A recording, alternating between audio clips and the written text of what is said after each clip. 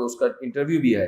تو ہم نے ان سے پوچھا کہ آپ نے اسلام کیسے قبول کیا؟ کہہ رہے میں تو کرسچن تھا، میں تو عیسائی اور بائبل پڑھا کرتا تھا. کہتے ہیں ایک دن مجھے کسی نے مشورہ دیا، یار پڑھ کے تو دیکھو قرآن میں کیا لکھا ہے.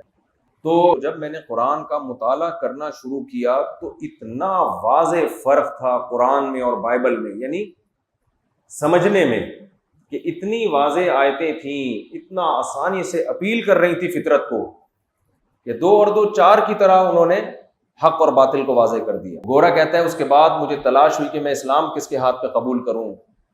تو وہ کینیڈا میں ایک مسجد، یا امریکہ میں شاید مسلمان ہوئے، مسجد میں گئے تو وہ حضرت شیخ الحدیث مولانا زکریا رحمۃ اللہ علیہ، ان کے کسی خلیفہ کی مسجد تھی، وہاں جا کے، وہاں تبلیغی جماعت بھی آئی ہوئی، وہاں جا کے انہوں نے اسلام قبول کیا، پھر تبلیغ میں وقت لگایا، پھر مدرسے میں داخلہ لیا اور ماشاءاللہ پراپر عالم بنے. عربی تو سیکھی، ساتھ ساتھ اردو بھی سیکھی.